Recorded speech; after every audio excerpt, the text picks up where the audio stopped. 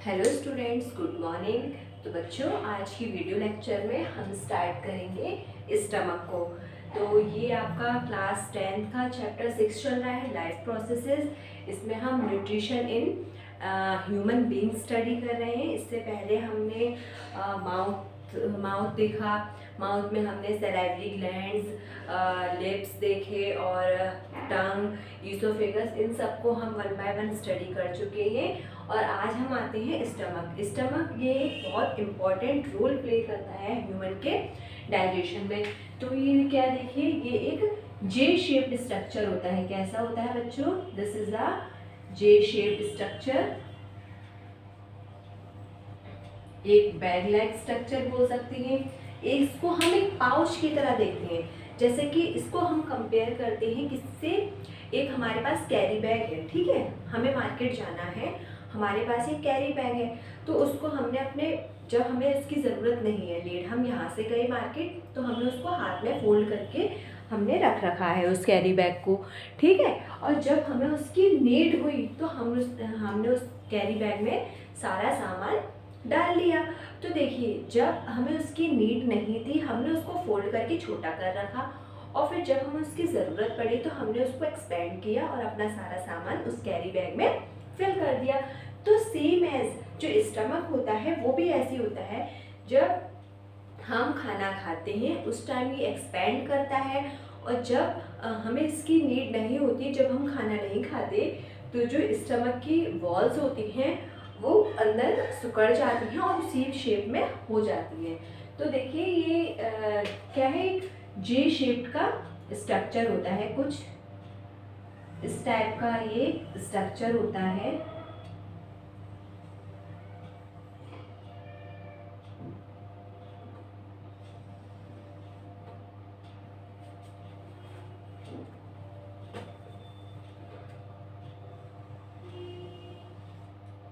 कुछ ऐसा स्ट्रक्चर होता है हमारे स्टमक का। मेरे साथ साथ आप ड्रॉ करते जाइए,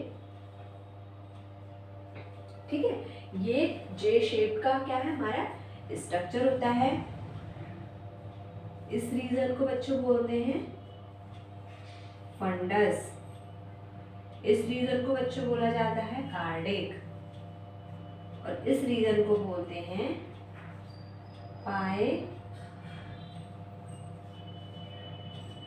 पायरोलिक, ठीक है। तो हमारे स्टमक में 3 पार्ट होते हैं, फंडस, कार्डिक और पायलोरिक रीजन।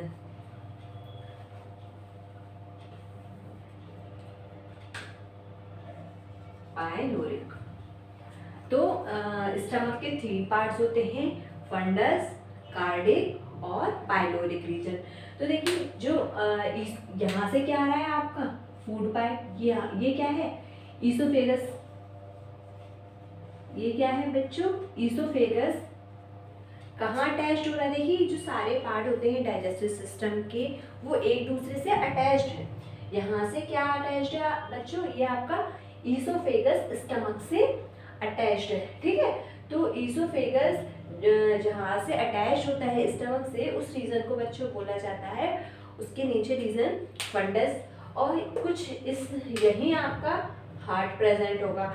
जो स्टमक का पार्ट हार्ट के पास होता है उस रीजन को बच्चों बोलते हैं कार्डिक रीजन। और यहाँ यहीं से आपकी क्या स्टार्ट हो जाती है बच्चों? Small intestine. Small intestine.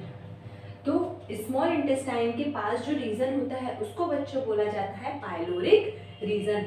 तो हमने स्टमक में देखिए, ये क्या है, एक जे शेप का पाउच होता है। इसके 3 पार्ट्स होते हैं, fundus, cardiac, then pyloric. Stomach में 3 पार्ट्स होते हैं, फंडिक, कार्डिक और पायलोरिक। ये जे शेप का पाउच होता है, बैग लाइक स्ट्रक्चर होता है। और यहीं पे जो हमारा स्टमक है, मतलब 1 kg से 1.5 kg तक, मतलब 1.5 kg तक फूड को स्टोर करके रख सकता है। जो स्टमक होता है हम ह्यूमन बीइंग्स का, ये 1.5 kg फूड को स्टोर करके रखता है, ठीक है। इसकी जो वॉल्स होती हैं, ये इसकी जो यहाँ पे जो क्या है वॉल्स प्रेजेंट होती हैं, इनकी वॉल्स में भी रिदमिक कॉन्ट्रैक्शन होता है, जिसकी वजह से फूड स्टमक से स्मॉल इंटेस्टाइन में जाता है। तो बच्चों, stomach is a J shaped structure, this is a back leg structure.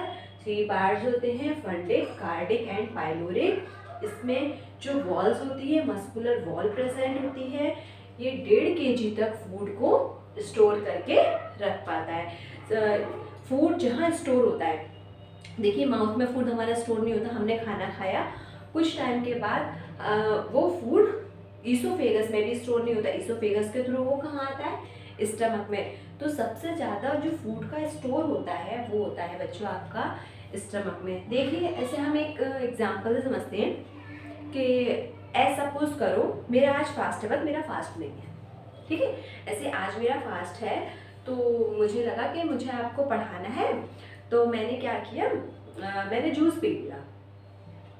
मैंने 1 गिलास जूस बनाया और मैंने उसको पी लिया। तो जैसे मैंने जूस पिया, उसके 1 घंटे बाद ही मुझे क्या, 1 घंटे बाद, 1 या 1.5 घंटे बाद मुझे क्या लगने लगी? भूख लगने लगी। मतलब मेरे स्टमक ने उसको, उस जूस को 1 घंटे तक मेरे पेट में रखा, मतलब मेरे स्टमक में रखा। तो मैंने जब जूस पिया था तो मुझे 1 घंटे बाद, 1 या 1.5 घंटे बाद मुझे भूख दोबारा से लगनी, फिर मुझे लगा कि हाँ मुझे भूख लग रही है। फिर नेक्स्ट डे जब मैंने फास्ट रखा तो मैंने क्या किया कि अरे मैंने ना जूस पिया था तो मुझे बहुत जल्दी भूख लगी थी, तो चलो मैं ऐसा करती हूँ, आज मैं 1 गिलास दूध पी लेती हूँ। जब मैंने 1 गिलास दूध पिया तो क्या हुआ, वो उस दूध की वजह से मैं 3-4 घंटे तक मुझे भूख नहीं लगी, ठीक है। तो मेरे स्टमक ने उस मिल्क को 3 से 4 घंटे तक मेरे पेट में क्या रखा? स्टोर रखा। मतलब जो भी खाना हम यहाँ खाते हैं, ये फूड यहाँ पे क्या रहता है बच्चों? कुछ टाइम के लिए स्टोर रहता है। ये डिपेंड करता है कि हम कौन कौन सा फूड खा रहे हैं। देखिए जब मैंने जूस पिया था तो वो 1 घंटे तक मेरे स्टमक में रहा। जब मैंने दूध पिया तो वो 3 घंटे तक रहा। और कभी मेरा मन किया आज मेरा फास्ट नहीं है, चलो तो मैं अच्छा सा नाश्ता कर लेती हूँ और फिर मेरे को क्लास लेनी है आपकी। तो मैंने क्या किया, कुछ ऑयली, कुछ अच्छा चटपटा सा बना के मैंने खाना खा लिया, मतलब नाश्ता कर लिया मैंने। तो जब वो मैंने नाश्ता किया तो 6 से 7-8 घंटे तक वो मेरे स्टमक में स्टोर रहा। आप समझ रहे हैं मेरी बात को, मैं क्या कहना चाह रही हूँ? देखिए जब मैंने जूस पिया था वो 1 घंटे तक स्टोर रहा था स्टमक में। जब मैंने दूध पिया तो वो 3 से 4 घंटे तक स्टोर रहा। जब मैंने कोई ऑयली चीज़ खाई तो वो मेरे पेट में 6 से 7 घंटे तक रही। मतलब जो फूड की क्वालिटी होती है वो अलग अलग फूड की क्वालिटी इसके स्टोरेज टाइम पे अलग अलग वेरी करती है। तो वो देखते हैं कि यहाँ पे भी कौन से फूड को जो स्टमक है कितने टाइम तक स्टोर करके रख पाता है।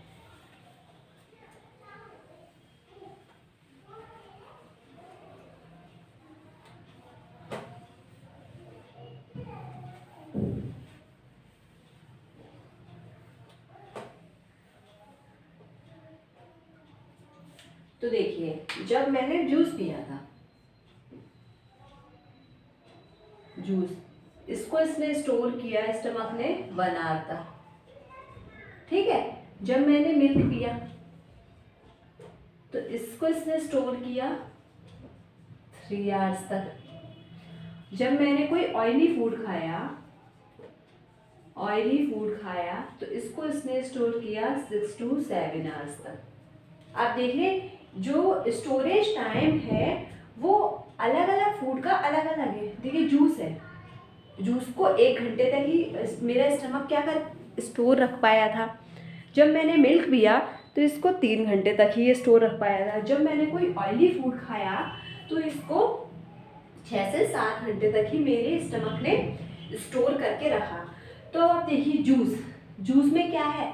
जूस में क्या है आपका? ग्लूकोज। ये क्या है बच्चों? जूस क्या है? जूस एक क्या है? जूस में क्या प्रेजेंट है? ग्लूकोज। मिल्क में आपको पता है क्या प्रेजेंट होता है बच्चों? प्रोटीन। और ऑयली फूड में बच्चों क्या होता है आपका? फैट। क्या होता है बच्चों? फैट्स। तो अब आप देखिए जो स्टोरेज टाइम है वो अलग अलग फूड पे सबका अलग अलग है। तो इसका मतलब ये हुआ जो स्टमक ग्लूकोज को 1 घंटे तक स्टोर कर पाता है, 1 से 1.5 घंटे तक। प्रोटीन की चीज़ें अगर हम खाएंगे तो इसको स्टोर करता है 3 से 4 घंटे तक। अगर हम कोई ऑयली चीज़ खाते हैं, कोई फैटी चीज़ खाते हैं, तो उसको स्टोर करता है ये 6 से 7 घंटे तक। आई थिंक अब आपको ये क्लियर हो गया होगा कि किस किस फूड को जो हमारा स्टमक है अलग अलग किस किस टाइम पे कैसे स्टोर करता है। तो ये बहुत इंपॉर्टेंट है बच्चों। ये आप अपनी नोटबुक में जब भी आप मतलब मेरे लेक्चर लेने देखा करें तो एक कॉपी पेन अपने साथ रख के बैठा करें और जो जो मैं कराती हूँ उसको अपनी कॉपी में नोट करते जाया करिए। तो हमने देखा कि स्टमक ए में फूड क्या होता है, स्टोर होता है। तो यहाँ पे डाइजेशन भी होता है बच्चों। देखिए हमने माउथ में देखा था किसका हो रहा था, वहाँ हो रहा था हमारा ग्लूकोज का, मतलब स्टार्च का डाइजेशन, सिंपल कार्बोहाइड्रेट का डाइजेशन हुआ था। अब जो हमारा प्रोटीन का डाइजेशन होगा वो होगा बच्चों हमारे स्टमक में। आप ये नोट करके लिख लीजिए स्टार मार्क लगा के कि हमारा जो माउथ में किसका डाइजेशन हुआ था बच्चों, माउथ में हुआ था कार्बोहाइड्रेट्स का, ठीक है। और जो हमारे स्टमक में होगा वो होगा बच्चों किसका, प्रोटीन का डाइजेशन, ठीक है। और सम अमाउंट फैट का भी हो सकता है। ऐसे हम प्रोटीन का होगा 97% तक, तो फैट का होगा 3% तक। या आप अपनी नोटबुक में नोट करिए। ये तो ये नोट करिए कि स्टोरेज टाइम स्टमक का, कि अगर कार्बोहाइड्रेट्स है तो उसको वो ग्लूकोज अगर है तो उसको 1 घंटे तक स्टोर कर पाएगा, प्रोटीन को 3 घंटे तक, और जो फैट्स होता है उनको 6 से 7 घंटे तक। माउथ में किसका डाइजेशन हुआ था, हमने बताया था कार्बोहाइड्रेट किस में कन्वर्ट हुआ था, जो स्टार्च था ये माल्टोज में कन्वर्ट हुआ था। अब स्टमक में जो प्रोटीन्स है ये प्रोटीन का डाइजेशन होगा हमारे स्टमक में। तो अब हम देखते हैं स्टमक में प्रोटीन का डाइजेशन कैसे होता है, ये आप नोट करिए बच्चों। ये साथ साथ जो भी आपको कराया जाता है ये अपनी नोटबुक में बच्चों आप नोट करते चलिए करिए, बहुत इम्पोर्टेंट हैं ये आपके नोट्स। तो देखिए हमने देखा था माउथ में हमारा क्या प्रेजेंट होता है, दिस इज सलाइवरी अमाइलेज। अब जो हमारा स्टमक होता है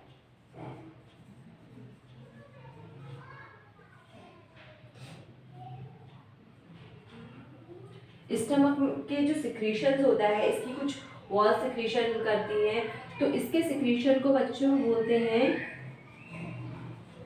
गैस्ट्रिक जूस, ठीक है। तो स्टमक का जो सिक्रीशन होता है उसको बोला जाता है बच्चों गैस्ट्रिक जूस। अब इसमें कौन कौन सी चीजें प्रेजेंट होती हैं, ये लिखिए HCl होता है, म्यूकस होता है, और होता है आपका बच्चों गैस्ट्रिक एंजाइम, गैस्ट्रिक एंजाइम्स। 3 चीजें प्रेजेंट होती हैं स्टमक के गैस्ट्रिक जूस के सिक्रीशन में, HCl, हाइड्रोक्लोरिक एसिड, म्यूकस और गैस्ट्रिक एंजाइम। नोट करिए बच्चों, बहुत इंपॉर्टेंट चल रहा है, साथ साथ मेरे नोट करते जाइए। स्टमक का सिक्रीशन में किस सिक्रीशन को बोलते हैं बच्चों, गैस्ट्रिक जूस। गैस्ट्रिक जूस में 3 चीजें होती हैं, first one is HCl, mucus और एंजाइम। अब ये देखिए वर्क कैसे करती है। जो HCl है वो क्या करता है, डिस्ट्रॉय करता है, डिस्ट्रॉय दी बैक्टीरियाज।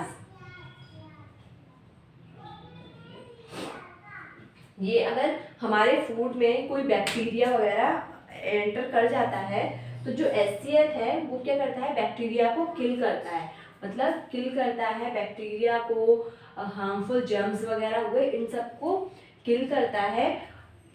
ये एसिड है और ये क्या करता है, एसिडिक pH प्रोवाइड कराता है कि इतना एसिड होता है हमारे स्टमक में कि वहाँ पे कोई भी बैक्टीरिया या वायरस सरवाइव ही नहीं कर पाता।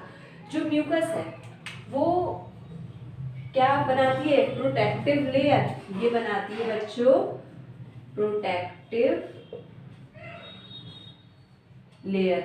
देखिए जैसे कि हमने कोई फूड खाया, ठीक है, तो उस फूड में अगर कोई बैक्टीरिया या वायरस था तो उस बैक्टीरिया या वायरस को HCl जो एसिड है उसने किल किया। कभी कभी क्या होता है, ये HCl जो हाइड्रोक्लोरिक एसिड होता है वो बहुत ज़्यादा अमाउंट में सिक्रीट होने लगता है हमारी गैस्ट्रिक जूस में।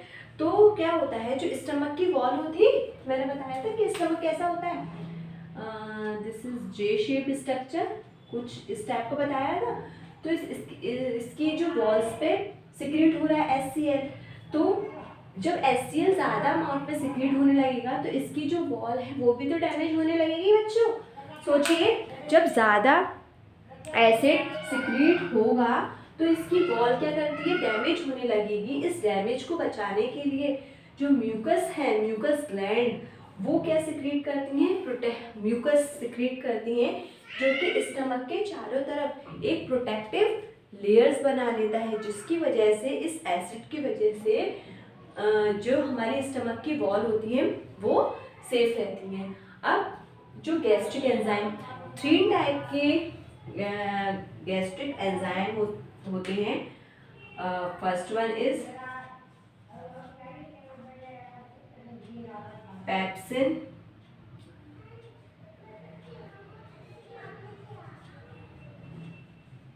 रेनिन और लाइपेज। पेप्सिन, रेनिन और लाइपेज, जो देखिए आप इस तरह से नोट, इस प्रोटेक्टिव लेयर को मैं इधर लिख देती हूँ, प्रोटेक्टिव लेयर बनाती है ये म्यूकस की। जो पेप्सिन और रेनिन होती हैं किसका डाइजेशन करते हैं बच्चों, ये करते हैं प्रोटीन का, और जो ये लाइपेज होती है वो करती है बच्चों आपका फैट का। तो और जो रेनिन होता है ये क्या करता है, इन्फांट्स, ये इन्फांट्स में एक्टिव होता है। तो देखिए गैस्ट्रिक एंजाइम में 3 टाइप की गैस्ट्रिक एंजाइम होती है। First one is pepsin, rennin और लाइपेज। देखिए जो पेप्सिन और रेनिन होता है वो क्या करते हैं, प्रोटीन को डाइजेस्ट करते हैं, मतलब प्रोटीन का मॉलिक्यूल, बड़े बड़े मॉलिक्यूल्स को छोटे छोटे मॉलिक्यूल्स में वो तोड़ देते हैं।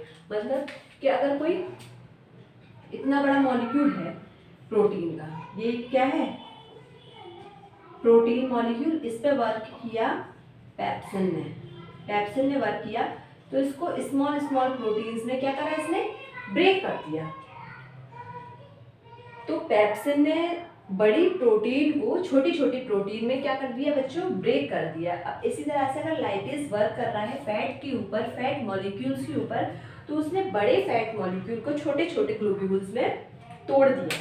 तो जो छोटे बच्चे होते हैं, इन्फांट्स, मतलब बिलो दी 6 मंथ छोटे बच्चे जो होते हैं, उसमें आपने देखा होगा जब कभी वो दूध वगैरह पीते हैं तो कुछ टाइम के बाद वो पलट देते हैं। तो जो वो पलटते हैं, देखिए पीते तो दूध की फॉर्म में है, जब वो उस दूध को अपने माउथ से बाहर निकालते हैं तो जो दूध होता है वो दूध जैसी कंसिस्टेंसी में नहीं होता, वो थोड़ा थक्के जमा हुआ जैसा होता है। जैसा कि आप सोचते हैं दही जिसको बोल सकते हैं, दही दही सा वो निकालते हैं, तो उनमें क्या होता है, देखिए मैंने अभी भी आपको बताया था, जब मैंने बताया था कि जब मैं मिल्क पीती हूँ, मिल्क में क्या होता है बच्चों, प्रोटीन। तो इस प्रोटीन को, प्रोटीन का डाइजेशन करते हैं, देखिए रेनिन, तो बच्चों में रेनिन एंजाइम पाया जाता है, पेप्सिन नहीं मिलता। और जो पेप्सिन होता है वो मिलता है एडल्ट्स में, ठीक है। इन्फांट्स में आपको मिलेगा बच्चों रेनिन, और उसके बाद आपको मिलता है बच्चों पेप्सिन। चाहे पेप्सिन हो चाहे रेनिन हो, ये दोनों ही एंजाइम आपके प्रोटीन के डाइजेशन में हेल्प करते हैं। और जो आपका लाइपेज हुआ, मैंने बताया था कि प्रोटीन का तो जो डाइजेशन होता है सबसे ज़्यादा स्टमक में प्रोटीन ही डाइजेस्ट करता है, प्रोटीन का होता है 97% तक, और जो फैट डाइजेस्ट करता है वो करता है ओनली 3%। तो अगर वहाँ पे लाइपेज एंजाइम मिल रहा है तो थोड़ा सा फैट कहाँ होगा, डाइजेस्ट होगा आपके स्टमक में। तो आप ये इस पूरे फ्लो डायग्राम को नोट करिए कि देखिए स्टमक में क्या प्रेजेंट है। स्टमक का जो गैस्ट्रिक जूस, इस गैस्ट्रिक जूस में 3 चीज़ें होती हैं। First one is HCl, mucus और गैस्ट्रिक एंजाइम। जो HCl होता है वो इसके एक एसिडिक पीएच प्रोवाइड कराता है, जिसके थ्रू कोई भी बैक्टीरिया हुआ, कोई वायरस हुआ, वो एंट्री नहीं कर पाता। तो वहाँ से क्या होता है, अगर कोई बैक्टीरिया या वायरस हमारे फूड में आ भी गया तो हमें इन्फेक्शन के चांसेस बहुत कम हो जाते हैं, क्योंकि HCl एक बहुत स्ट्रॉन्ग एसिड होता है जो कि बैक्टीरिया और वायरस को हाई एसिड प्रोड्यूस करके मार देता है। जब कभी HCl ज़्यादा सिक्रीट होने लगता है तो जो म्यूकस सिक्रीटिंग ग्लैंड्स होती हैं वो क्या करती हैं, म्यूकस को ज़्यादा अमाउंट में सिक्रीट करती हैं और एक प्रोटेक्टिव लेयर बना देती हैं स्टमक के ऊपर, जिसकी वजह से स्टमक हार्म नहीं कर पाता। जब कभी आपने देखा होगा आप कोई बहुत ज़्यादा मिर्च मसाले का खाना खाते हैं या बहुत ज़्यादा ऑयली खाना खाते हैं तो आपके स्टमक में एक जलन सी होने लगती है। आपने देखा होगा कि एसिडिटी हो रही है, जलन मच रही है, जलन मचती है पेट में, तो वो किसकी वजह से होती है, वो HCl। अगर HCl ज़्यादा अमाउंट में सिक्रीट होने लगता है तो वो स्टमक की वॉल को डैमेज करने लगता है, घाव बनाने लगता है। तो ये घाव नहीं हो इसकी वजह से जो म्यूकस ग्लैंड्स होती हैं वो ज़्यादा अमाउंट में म्यूकस सिक्रीट करती हैं और म्यूकस की लेयर बना लेती हैं पूरे स्टमक के चारों ओर।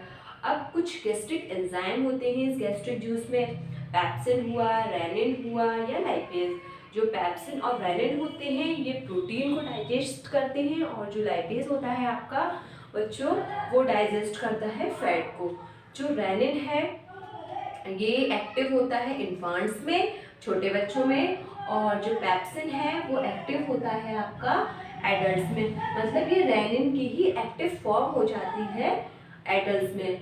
और लाइपेज किसको डाइजेस्ट करता है, फैट को। आई थिंक ये आपको बिल्कुल क्लियर हो गया होगा, क्लियर कट, कि स्टमक में किसका डाइजेशन हो रहा है, कौन सा एंजाइम वर्क कर रहा है। इसमें यहाँ पे बहुत इंपॉर्टेंट बात ये है कि आपको याद रखना है कि कौन सा एंजाइम होता है और वो किसका डाइजेशन करता है।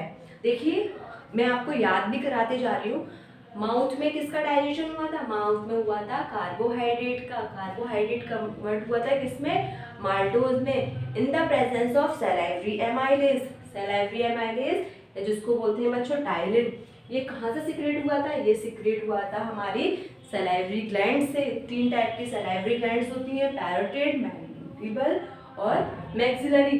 फिर माउथ के बाद ईसोफेगस आया, ईसोफेगस में किसी चीज़ का डाइजेशन नहीं हुआ। फिर आता है हमारा स्टमक, स्टमक में डाइजेशन हुआ बच्चों प्रोटीन्स का। प्रोटीन्स छोटी छोटी प्रोटीन्स में टूट गया in the presence of pepsin, और सम अमाउंट लाइपेज के थ्रू फैट का भी डाइजेशन हो जाता है। अब जो लास्ट बचेगा, जो फाइनल डाइजेशन होता है बच्चों, वो होता है आपकी इंटेस्टाइन में। तो जब इससे अब हम नेक्स्ट क्लास में इंटेस्टाइन को डिटेल में स्टडी करेंगे कि इंटेस्टाइन में कैसे डाइजेशन हो रहा है, कौन सी इंटेस्टाइन पहले पढ़ें, कौन सी लास्ट पढ़ें। तो इस तरह से आपका ह्यूमन के डाइजेशन में हमने माउथ पूरा कवर कर लिया, इसोफेगस कवर कर लिया, स्टमक देख लिया। आपका इंटेस्टाइन वाला पोर्शन बचा है जिसको हम नेक्स्ट वीडियो लेक्चर में देखेंगे। अगर आपको कुछ भी चीज़ समझ में नहीं आती है तो एक बार आप वीडियो देखिए, फिर दोबारा देखिए। देखिए कोई भी चीज़ एक बार में किसी को समझ में नहीं आती, पढ़ने से ही विद्वान बनते हैं। शायद आपने दोहा भी पढ़ा होगा, करत करत अभ्यास से जड़मति होत सुजान, रसरी यावत जाते सिर पर परत निशान। मतलब जो इंसान लगातार किसी भी चीज़ को करता है तो वो चीज़ें उसकी माइंड में भर जाती है। मतलब अगर आप इन लेक्चर्स को बार बार देखोगे तो आपको बिल्कुल ही क्लियर कट हो जाएंगे। फिर आपको याद करने की ज़रूरत नहीं पड़ेगी, रटने की ज़रूरत नहीं पड़ेगी। देखिए बायोलॉजी रटने का सब्जेक्ट नहीं है, बस जो मैं कराती हूँ उसको अपनी नोट करिए अपनी नोटबुक में और इसी तरह से आप समझिए। तो बच्चों इससे नेक्स्ट वीडियो लेक्चर में हम स्मॉल इंटेस्टाइन पढ़ेंगे। तब तक के लिए थैंक यू सो मच।